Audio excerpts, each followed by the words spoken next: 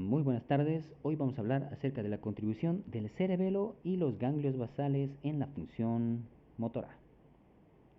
Mi nombre es, soy el doctor Víctor Mena y vamos a continuar con el tema. Las funciones del cerebelo en un principio es ordenar las actividades motoras. Las ordena, las corrige, verifica si es que se ha llevado a cabo la misma orden que se dio en la corteza cerebral y, y que haya pasado la señal a través de la médula espinal y a través de los nervios eferentes, haya llegado a cada músculo adecuadamente y se haya realizado el movimiento que se deseaba. Entonces verifica y efectúa ajustes de corrección de las actividades motoras. También planifica por anticipado. Quiere decir que cuando uno ya quiere realizar un movimiento, el cerebro se anticipa para realizar el primer movimiento. Aprende también de sus errores. Quiere decir que si por alguna razón no se realizó el movimiento adecuado, por ejemplo, cuando nosotros realizamos un tipo de movimiento, cuando queremos imitar algún tipo de maniobra, al principio nos cuesta hacerlo de manera igual, pero el cerebelo aprende de sus errores y va corrigiendo poco a poco. Entre más practiquemos, va corrigiendo mejor. Entonces, por ejemplo, cuando a alguien se le pide hacer algo, en un principio tal vez será un poco torpe, pero después, practicando unas 5 veces, ya logra realizar lo que se le ha dicho de manera adecuada. También interviene en la coordinación temporal de las actividades motoras, en los pasos suaves y rápidos, como por ejemplo escribir, correr, tocar el piano y cualquier tipo de instrumento. Regula la intensidad de la contracción. Quiere decir que si algún músculo se está contrayendo demasiado o tal vez muy poco, entonces lo va a analizar y va a corregir esa contracción. Controla la interacción de los músculos agonistas y antagonistas también. Como ustedes ven en la imagen, esta es una división anatómica del cerebelo. Podemos ver en la imagen el lóbulo anterior, el lóbulo posterior y el lóbulo flóculo-nodular. Y a pesar de que tenga esta división anatómica, las conexiones que va a recibir están tan entrelazadas que no sirve de mucho esta división anatómica, pero sí nos va a servir esta división que ustedes pueden ver que habla de las áreas funcionales del cerebelo. En la imagen izquierda ustedes van a ver en el centro el vermis, y en la zona intermedia, ahí está la zona intermedia de un color algo morado, y más lateralmente se encuentra la zona lateral del hemisferio. Cada uno va a cumplir una función específica. Por ejemplo, ustedes ven aquí ahorita en la imagen de la derecha, en el centro, que lo que corresponde al vermis, ustedes ven, van a ver ustedes una imagen que está ahí, que es muy parecida al homúnculo motor o al homúnculo sensitivo. En el centro está el vermis y se va a encargar de los músculos axiales, del tronco, y en la zona intermedia están la cara, las extremidades superiores e inferiores, las manos y los pies. Y en la zona lateral del hemisferio cerebeloso no se encuentra el homúnculo cerebeloso, pero está asociada a la área premotora, que se encarga donde se produce la imagen motora. Vamos a explicarlo poco a poco. Ahí ustedes pueden ver el vermis. Se encarga de las regiones axiales del cuerpo, la zona intermedia, la región facial, porciones distales de las extremidades y manos, la zona lateral. Es integradora y planificadora. Integradora y planificadora. Porque, como habíamos dicho, que es en la corteza cerebral, en el área motora, existe un área que se llama premotora, donde se encuentran células en espejo. Quiere decir que cuando nosotros miramos algún tipo de movimiento, se produce una imagen motora de lo que queremos realizar.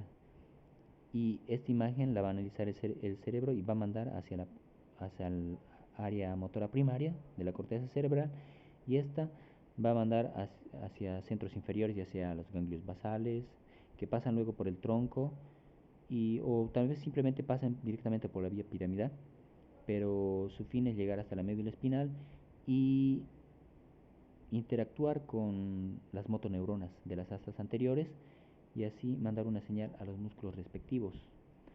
Entonces, por eso esta zona es muy especial, es muy interesante su funcionamiento. Con respecto al vermis, habíamos dicho, ¿no? Regiones axiales, también recibe señales eferentes y también manda señales también aferentes. Entonces, con respecto a las señales eferentes, estamos hablando del vermis y la zona intermedia. Entonces, va a recibir va a mandar señales hacia la corteza motora, hacia el núcleo rojo, a la formación reticular también. Y señales aferentes desde distintas partes del cuerpo, áreas motoras del cuerpo y tronco encefálico. Bueno, con respecto a la zona lateral, esta zona muy bonita, es integrador y planificador, como habíamos dicho, va a recibir señales aferentes más que todo. Entonces, interviene la área premotora, ¿no? Ahí dice promotora, pues premotora, donde se produce la imagen motora, y también de la área somatosensitiva de la corteza cerebral. Quiere decir que va a estar asociada también con los sentidos del tacto, ya sea del dolor, ya sea térmico, de vibraciones, y también del oído, del sistema vestibular, de los ojos, y incluso del gusto. Entonces todo esto va a ir asociado también, va a tener conexiones también con esta área premotora y con la zona lateral del hemisferio lateral del cerebelo. Bueno, las vías de entrada, como he dicho, las vías aferentes de otras partes de la corteza, y también existen las vías aferentes de la periferia que entran al cerebelo. Vamos a hablar un poquito. Las vías de entrada. Con respecto a las vías de entrada, que son las vías aferentes de otras partes de la corteza, están la vía córtico-póntico-cerebelosa, está la vía olivocerebelosa, la vía vestíbulo-cerebelosa y fibras retículo-cerebelosas. Bueno, con respecto a las vías córtico-póntico-cerebelosas, como su nombre lo dice, que viene de la corteza, pasa por el puente y llega al cerebelo. Entonces, estas van a llegar a las áreas laterales de los hemisferios cerebrales. Con respecto a la vía olivocerebelosa, van a llegar a todas las porciones del cerebelo. Las fibras vestíbulo-cerebelosas van a llegar al lóbulo flóculo nodular y el núcleo del fastigio, que es también un núcleo del cerebelo. Entonces, el área de las fibras vestíbulo-cerebelosas tiene conexión con el lóbulo flóculo nodular. Las fibras retículo-cerebelosas van a tener conexión con el vermis también. Entonces, y coincide, ¿no?, con la formación reticular pontina, y existe la pontina que se encargaba de que nosotros nos pongamos de pie, ayudaba, ¿no? Entonces, la retículo cerebelosa va a llegar directamente al vermis y coincide, ¿no?, porque se encarga de la zona axial muscular. Bueno, las vías de entrada de las vías aferentes de la periferia van a estar el fascículo espinocerebeloso dorsal y el fascículo espinocerebeloso ventral. El fascículo espinocerebeloso dorsal va a recibir, va a recibir señales, va a captar señales de los usos musculares y los órganos tendinosos de Golgi. Quiere decir que va a recibir sensaciones propioceptivas, quiere decir de la posición del cuerpo, de los músculos, cuánto están contraídos, de la longitud de cada músculo en casos de los usos musculares, y también de cuánto es la tensión en el tendón. Eso lo va a informar el órgano tendinoso de Golgi. Estas es, van a entrar desde la periferia, van a ingresar por el fascículo espinocerebeloso dorsal y van a llegar al cerebelo. Con respecto al fascículo espinocerebeloso ventral, se activan por señales motoras que llegan a las astas anteriores de la médula espinal. Entonces van a recibir información. Cuando el cerebro desde la corteza manda información hasta las astas anteriores para, para impulsar a las motos neuronas, para mandar información, también llega información a este fascículo espinocerebeloso ventral que capta esa señal y dice si se mandó la señal correctamente. Vuelve a subir hasta el cerebelo como una señal de retroalimentación. Bueno, recibe señales desde la corteza cerebelosa, las vías de salida, ¿no? La imagen el cuadro de la izquierda dice, bueno, el cerebelo recibe señales desde la corteza cerebelosa, fascículos aferentes, sensitivos, luego se forman señales de salida. Las vías de salida pasan por el núcleo dentado, el núcleo interpósito y el núcleo del fastigio. Bueno, las vías de salida, las vías eferentes, 1. Nace de la estructura del vermis, atraviesa los núcleos del fastigio en su camino hacia las regiones vulvares y pontinas. 2. Se origina en la zona intermedia, atraviesa el núcleo interpósito hacia los núcleos ventro anterior y ventrolateral del tálamo, ya en la corteza cerebral a los ganglios basales y el núcleo rojo y la formación reticular también. Con respecto, número 3 comienza en la zona lateral y se dirige hacia el núcleo dentado, después a los núcleos ventrolateral y ventroanterior del tálamo y finalmente a la corteza cerebral. También manda señales. Quiere decir que aparte de recibir señales, también vuelve a mandar señales de retroalimentación a la corteza cerebral, el cerebelo. Cada vez que llega una señal al cerebelo se divide en dos direcciones, una hacia los núcleos profundos y otra a la corteza cerebelosa.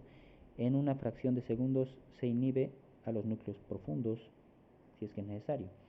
Ustedes aquí ven esta imagen. Bueno, ahí pueden ver ustedes las fibras trepadoras.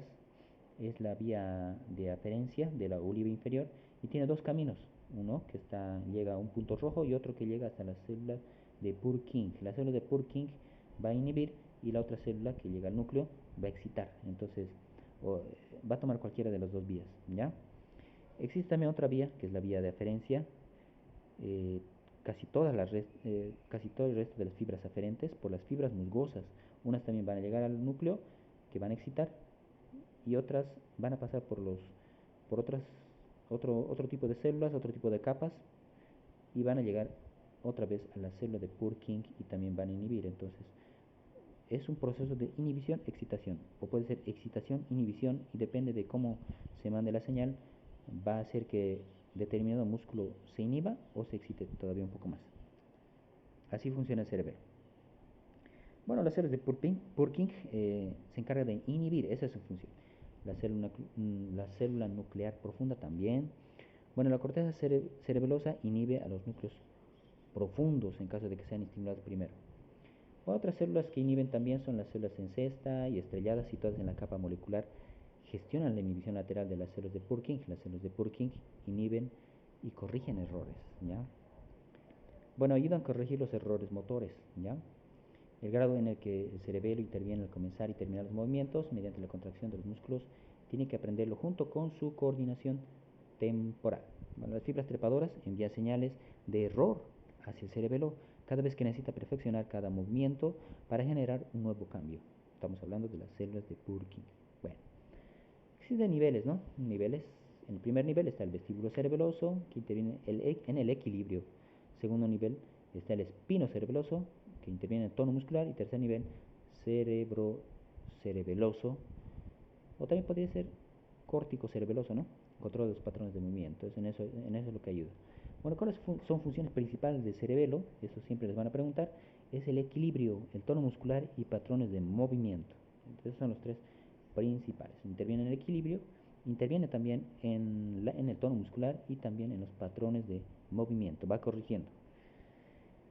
Bueno, el primer nivel, el vestíbulo cerebeloso, que interviene en el equilibrio, consta de pequeños lóbulos, de pequeños lóbulos, ¿no? Está el lóbulo floculonodular y las porciones subyacentes al vermis.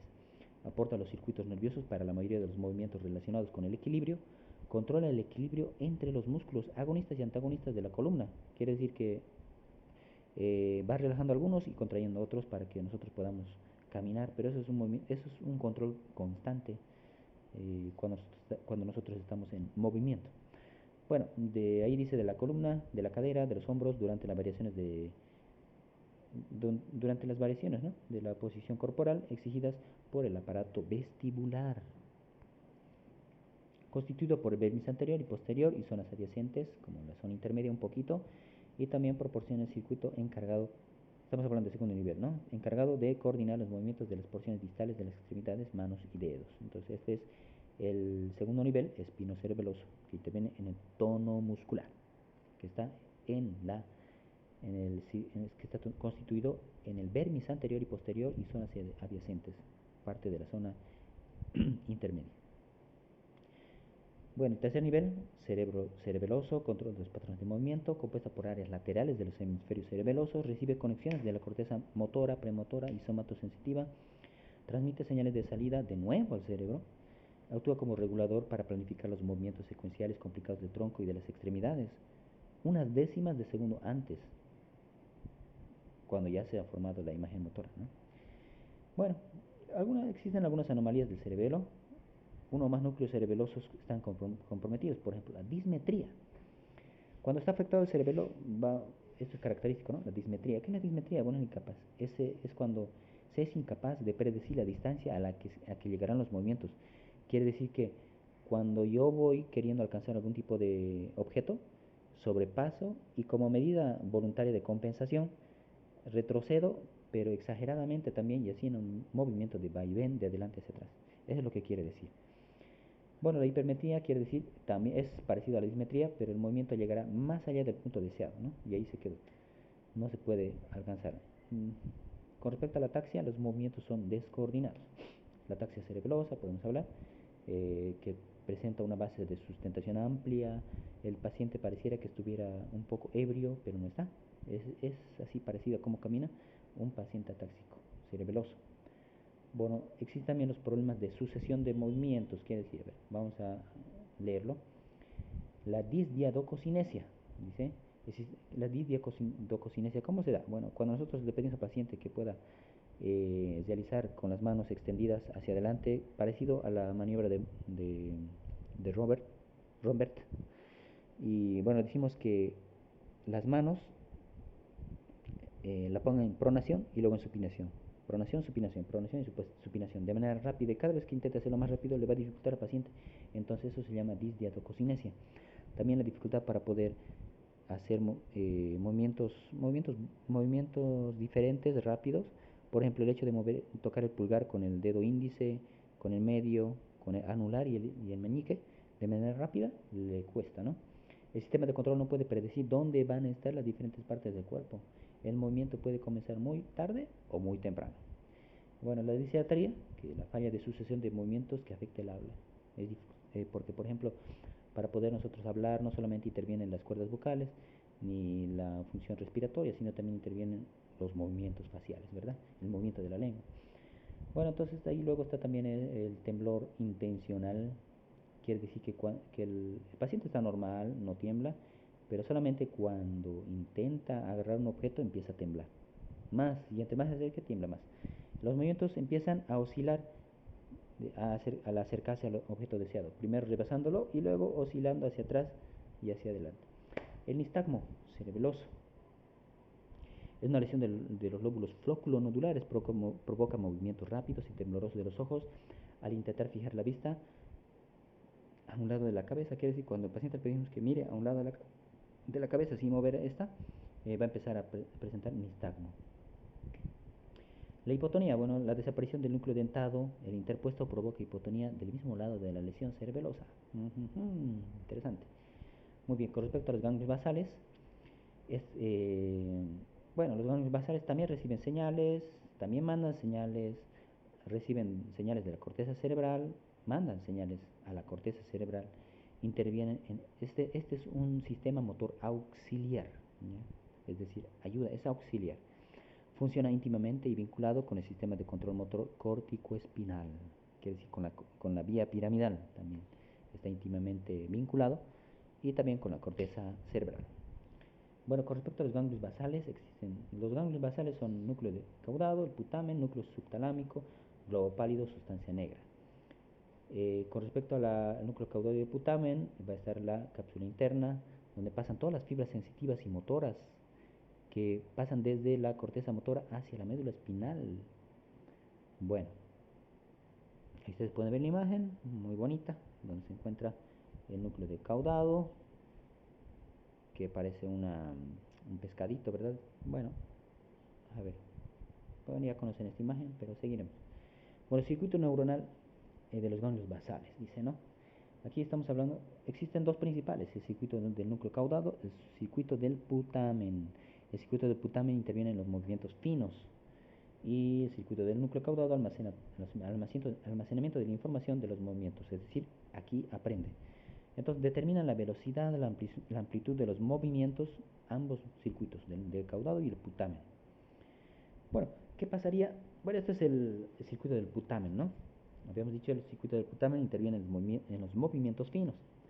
Bueno, funcionan vinculados al sistema córtico-espinal, como lo habíamos hablado, controlan los patrones de movimiento complejos, por eso son movimientos finos, de la actividad motora, como por ejemplo escribir las letras, martillar un clavo, cortar las tijeras, pasar la pelota, la vocalización, movimientos de los ojos, todos estos son complejos.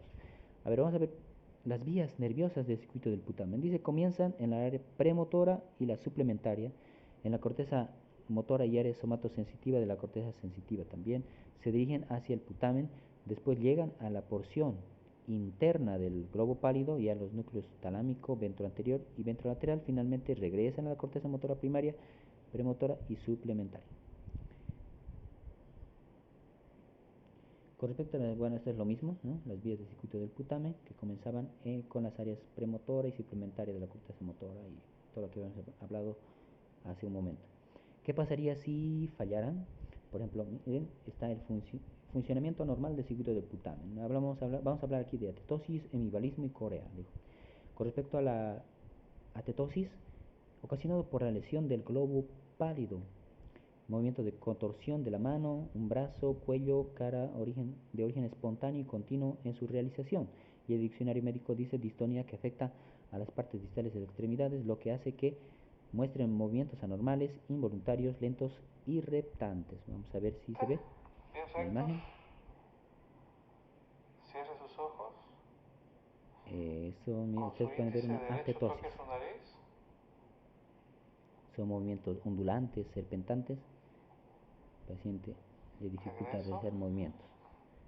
Bueno, con respecto al hemivalismo, ocasionado por una lesión del subtalámico, núcleo subtalámico, del subtálamo, presenta movimientos de agitación súbitos, extremos, ¿no? Es un conjunto de movimientos involuntarios anormales, bálicos, o sea, a manera de bala, o sea, boom, o sea, son explosivos, que afectan a la extremidad superior e inferior del lado de un lado del cuerpo. Por eso es hemivalismo, porque si fueran ambos sería balismo, pero como es un lado, es hemivalismo. Y ahí vamos a ver el video. Así sin camisa. Movimientos bálicos, ¿no? Para ver qué músculos son, ¿verdad? Movimientos de agitación súbitos. Eso. Muy bien, con respecto a la corea, está ocasionado por una lesión del putamen, movimientos de lanzamiento de las manos, dice, y caras y otras partes del cuerpo. Presencia incesante de movimientos involuntarios bruscos de predominio distal sin ningún tipo de patrón estereotipado. No es anticipado el movimiento, que se pueden presentar de manera focal y generalizada. Su etiología variada, pero fisiopatológicamente asociada con la hiperactividad dopaminérgica. Quiere decir que la dopamina actúa de manera excesiva en los ganglios basales. Ahí podemos ver la imagen. Esta es una corea. Movimientos no estereotipados, no se puede anticipar qué movimiento va a realizar.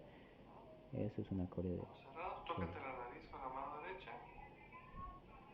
Regreso. Muy bien, muy interesante, ¿verdad? Y bueno, si quieren, bueno, la diapositiva les puedo pasar, solamente escríbame, mándenme un mensaje y les puedo enviar la presentación completa. Bueno, el circuito del caudado. Bueno, la función de los ganglios basales en el control cognitivo. Interviene en el control cognitivo esta parte, este circuito del caudado. Por eso está asociada con unas áreas especiales, ¿ya? Ya, que intervienen en las secuencias de los patrones motores, control cognitivo de la actividad motora, determina a un nivel subconsciente cuáles son los patrones de movimientos que van a reunirse para alcanzar un objetivo complejo. Bueno, vías del circuito del caudado, dice, recibe varias fibras de la corteza cerebral, áreas asociativas, que no habíamos mencionado anteriormente, pero son las parieto-occipito-temporales, está la frontal y en la región occipital. Bueno, a continuación pasan al globo pálido, después a los núcleos talámicos, ventroanterior y ventrolateral, finalmente vuelven al área prefrontal, donde está el almacenamiento de la información, al área premotora y suplementaria. Bueno, sustancias neurotransmisoras en el sistema de los ganglios basales. Bueno, las vías de la dopamina desde la sustancia negra hasta el putamen y el caudado. Existe también el ácido gamma aminobutírico que se produce en el núcleo caudado y el putamen y pasan hacia el globo pálido y sustancia negra. También está las vías de acetilcolina desde la corteza hacia el putamen y el caudado, las vías procedentes del tronco encefálico que segregan adrenalina, noradrenalina, serotonina, encefalina y otros neurotransmisores en los ganglios basales. Y ahí está el circuito en imagen, cómo va de un ganglio a otro y cuál es su fuente. Bueno, ¿qué pasaría si hay algunos síndromes ocasionados por la lesión de los ganglios basales, por enfermedad de Parkinson, ocasionado por una destrucción de la sustancia negra que envía fibras secretoras de dopamina a los núcleos caudado y putamen? Se caracteriza por rigidez en gran parte de la musculatura, temblor involuntario en las zonas afectadas, dificultad para iniciar el movimiento o asinesia. Enfermedad caracterizada por rigidez, temblor en reposo, asinesia y trastornos posturales debido a la lesión de las neuronas dopaminérgicas de la sustancia negra. Su etiología es desconocida y ahí te vamos a ver la enfermedad de Parkinson. Ahí lo. With your stimulators off, I just want to mark what your tremor is like. Okay, you happy for that to go ahead? Y él, cuando recibe señales eléctricas, disminuye el temblor. Entonces, este tipo de tratamiento ayuda demasiado, ¿no? Vamos a tratar de adelantarlo.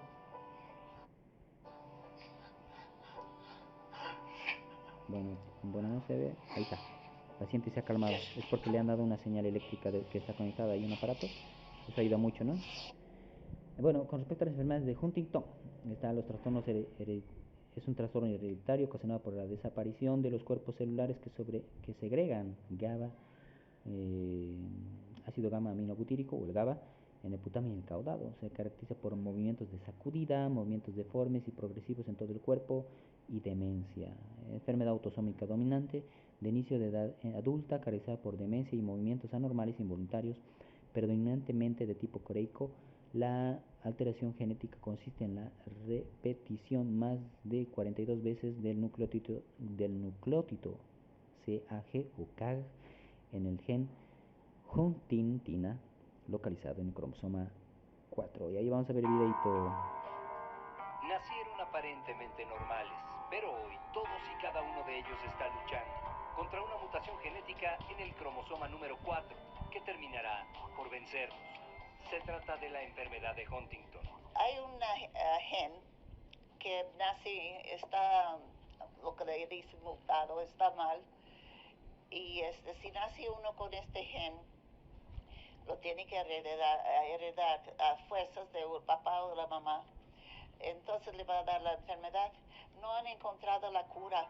La posibilidad de heredarlo es de hasta el 50%. El mal de Huntington produce alteración cognitiva, psiquiátrica y avanza lentamente a lo largo de 15 o 20 años, provocando movimientos exagerados de piernas y brazos, así como muecas y tics. En fases avanzadas incluso puede provocar la pérdida de la habilidad de tragar. Teresita estuvo bien hasta... Muy bien, entonces ustedes pueden ver la diapositiva. Si se la piden, van a poder ver el video completo.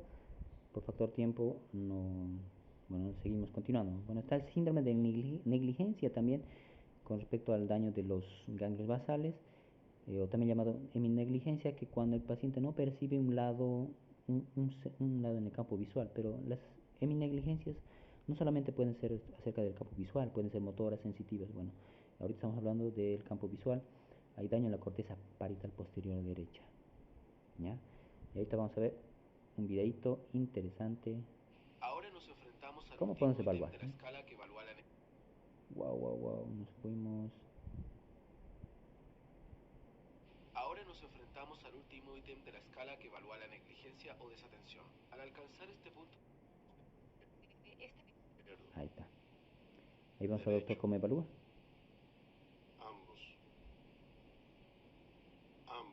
Bien. Para el ítem número 11, este paciente califica con 0. Veamos. A ver. Algo anda mal. Vamos a ver otra vez el video. Ahora nos enfrentamos al último ítem. Va a hacer lo mismo con su visión. Ahí está mejor. Ahí se ve mejor. Puede apuntar al dedo que se mueve. Puede ser el derecho, izquierdo o ambos. Derecho. Izquierdo. Derecho. Ambos. Ambos. Bien. Para el ítem número 11, este paciente atención es de una sola modalidad.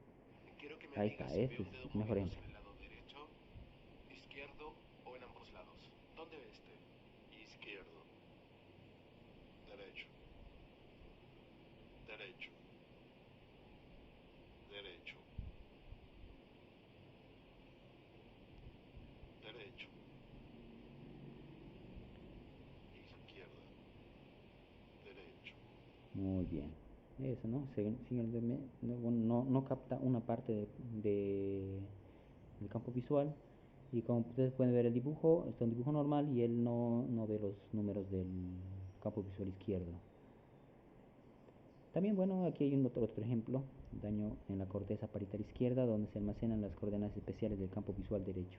Aquí hay una incoordinación, entonces aquí hay un síndrome de negligencia motora. Bueno, hasta aquí sería el tema de hoy.